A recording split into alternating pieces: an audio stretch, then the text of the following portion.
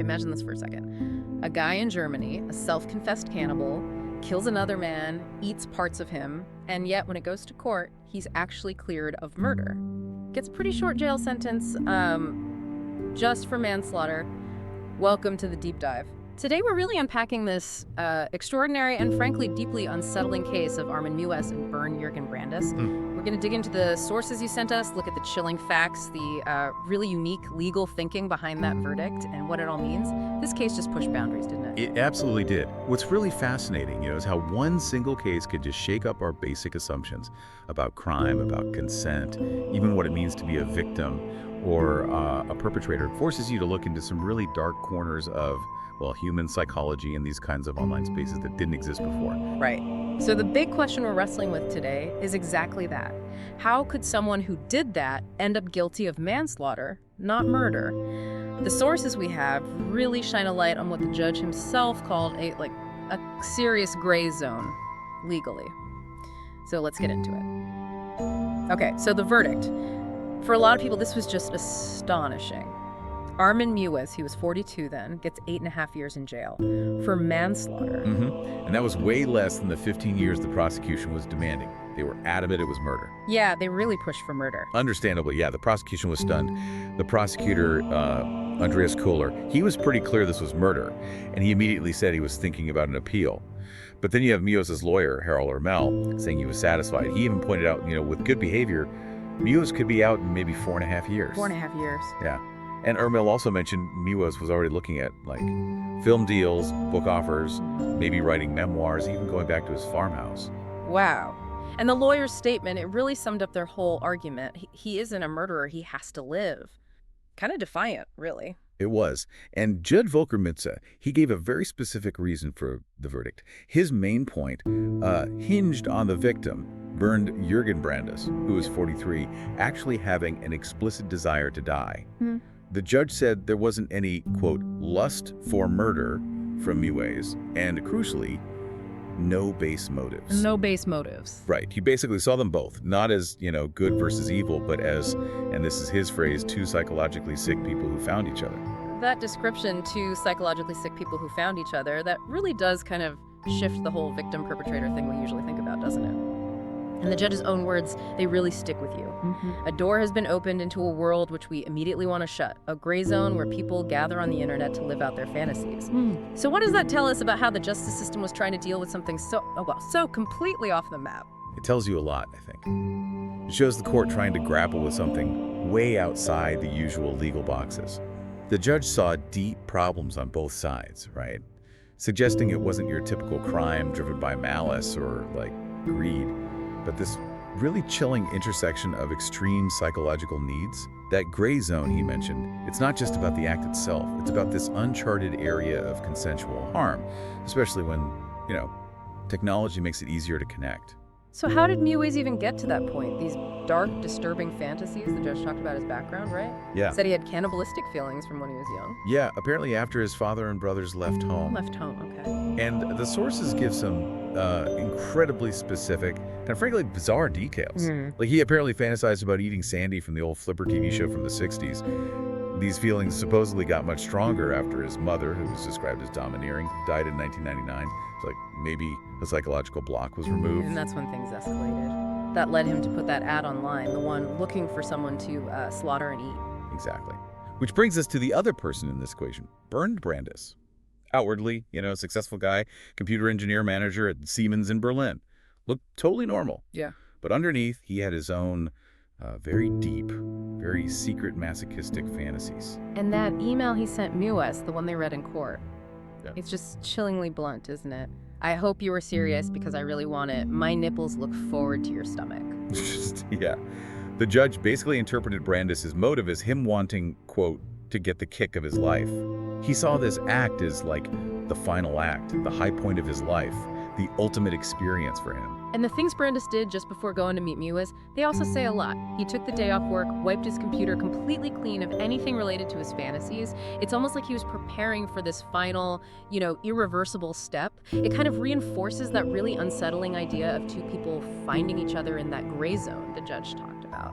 Absolutely. It really highlights the level of intent, the planning on both sides. It wasn't just a predator and prey situation. It was this shared, deeply perverse desire. So they made this horrifying agreement. What actually happened that day in March 2001 when Brandes showed up at Meiwes' place, that isolated farmhouse in Rothenburg?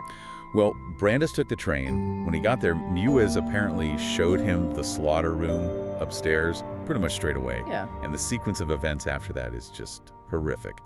Meiwes cut off Brandes' penis. They both then tried to eat it. Apparently they failed. It didn't work. Oh my God.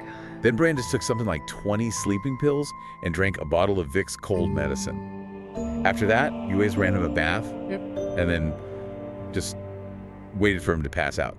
Apparently, he sat reading a Star Trek novel while Brandes lost consciousness. Reading Star Trek, okay, and then? Around 3:30 in the morning, Meiwes carried the unconscious Brandes to this table he called the slaughter table and stabbed him, killed him. Then he hung the body on a meat hook, cut out some organs, and just went to bed. Went to bed. And a really crucial detail that came out was that Meiwes filmed the whole thing, the entire episode. He even told Brandes as he was dying, "I can't do anything else." The next afternoon, he started cutting up the body methodically and putting parts in his freezer. The sheer amount he consumed, it's almost impossible to get your head around. By the time the police showed up, December 2002, he'd eaten, what, about 20 kilograms? That's 20 kilograms. Yeah, that's what the report said. And he gave this interview to Stern magazine with these just shocking culinary details. He talked about cooking parts with olive oil, garlic, pepper, nutmeg, serving them on a, quote, festively decorated table. Festively decorated. Yeah, with sides like sprouts and potatoes, and drinking South African red wine with it. The level of detail is just grotesque. The cooking, and then these other acts like trying to make flour by grating an arm bone after baking it. Right. And using one of Brandes' feet as a table decoration. Then burying the bones and skin in the garden while reciting the 23rd Psalm, "The Lord is my shepherd." Yes. These details, as horrific as they are, they really push us past legal definitions like motive. You're forced to look at how someone can completely normalize, even ritualize, acts that just defy any basic human understanding. And maybe the strangest part, Meiwes actually claimed his English got better after eating Brandes, because Brandes supposedly spoke good English. He thought his English improved. Yeah, it's such a stark reminder that intent isn't always rational. You know, it shows this profound, dangerous kind of self-justification, twisting horror into some kind of warped personal gain. That level of self-deception, really, in the face of something so monstrous. Maybe that's the most unsettling thing of all. Yeah. So despite all this truly disturbing stuff, Judge Meiwes did say Meiwes' behavior clearly breached civilizational norms.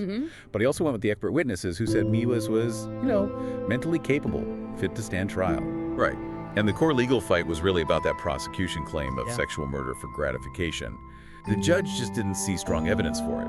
I mean, Meiwes watched the video he made, sure, maybe 2 or 3 times afterwards, but the judge said it wasn't clear if he was aroused. So the judge's final conclusion was basically there was an agreement between them. This was the killing of a person without murder. Just incredible. And this case really was unprecedented, wasn't it? It went way beyond normal criminal law. Legal experts like Professor Arthur Kreuzer called it unique legal history. He emphasized that point. The killer sought out his victim, and the victim sought out his killer. That convergence again. Exactly. And the police investigation uncovered this wider, deeply disturbing online world. During the trial, it came out there were at least 800 people active in these cannibal forums online. And there were even suspicions about 2 other potential cannibal killings. Meiwes himself was actually questioned about other cases, though nothing was ever charged. And it's also unsettling that even after killing and dismembering Brandes, Meiwes kept posting ads online looking for more volunteers. We learned he actually met 5 other people, including a German hotel manager living in London, but he didn't kill them. Why not? That's the key point, right? According to him, and supported by some evidence, it was because they didn't give him explicit, serious consent.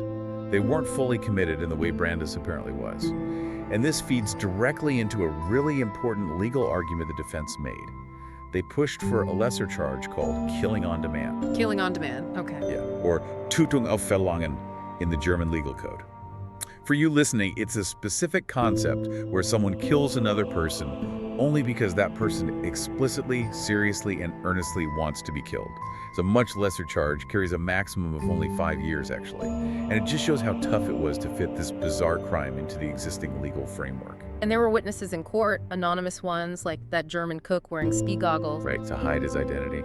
Yeah, and they actually backed up Meiwes' claim that he was only looking for people who were genuinely willing, which again supported that defense argument about consent being central. And just to wrap up the legal side, Meiwes' lawyer eventually stated he didn't think his client would ever eat anyone else.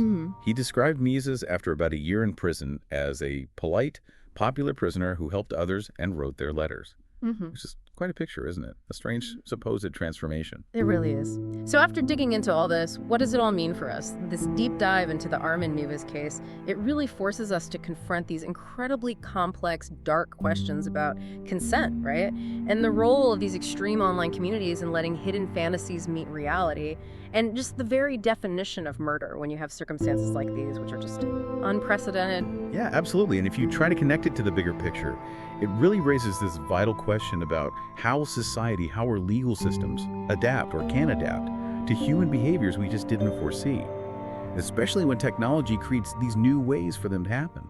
That gray zone the judge mentioned, it's not just about this one horrific case, it's about this constantly shifting landscape of human interaction and, well, deviance. So, as you're thinking about this, consider that, how the internet can bring together these deeply disturbing fantasies, and how the law just struggles to keep up when someone's desire, their consent, blurs those lines of victimhood. How do we, as a society, navigate a world where individual consent, even taken to its most extreme and horrifying conclusion, crashes against acts that fundamentally challenge our civilizational norms? Definitely something to think about. Thank you for joining us on this. Yeah, truly unsettling deep dive.